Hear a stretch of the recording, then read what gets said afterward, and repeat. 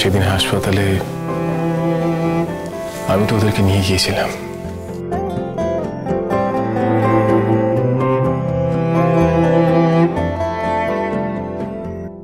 আর আমি চাইও না সেদিনের কথা বানি জানুক।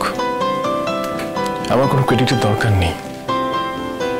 আমি শুধু চাই ওরা দুজনে ভালো থাকুক, ব্যাস। ও বন্ধু বন্ধু, আমাকে আর অঙ্ক শেখাবে না? কি ভাবছো তুমি? আমি ভাবছি আমার আর তোমার জন্ম জন্মান্তরের সম্পর্ক, বুঝতে পারলে? না ওকে কর।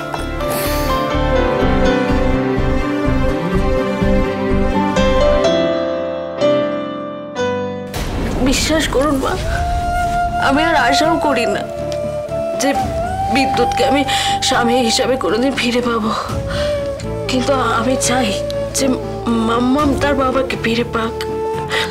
মেয়েটা তো আমার ভালোবাসার বড় কাঙ্গাল হোক। তুই জানিস না বিদ্যুৎ কেমন মানুষ, তারপরে ওই কথাগুলো বলে যাবি বানি?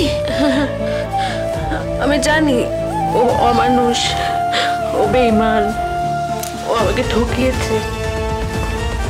কোনোদিন যদি সুযোগ পায় আমাকে মেরেও দেবে। ওর মনে ভালোবাসা নেই, সম্মান, ভালোবাসা, মায়া কিচ্ছু নেই। কিন্তু মাম্মামকে তো আমি এত কিছু বোঝাতে পারবো না। ও তো বড্ড ছোট, ও বড় হোক তখনও নিশ্চয়ই নিজে নিজে বুঝবে।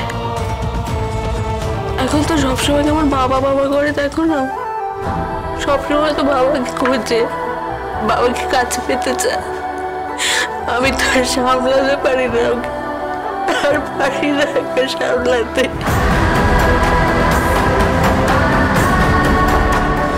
বানি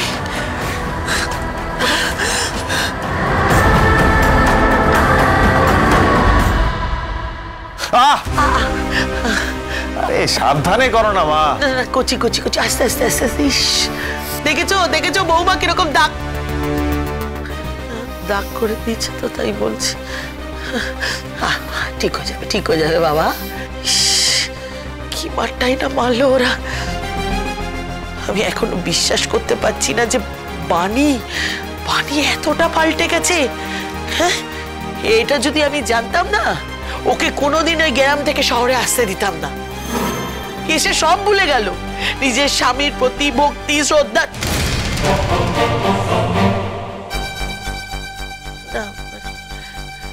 স্বামী মানে ওই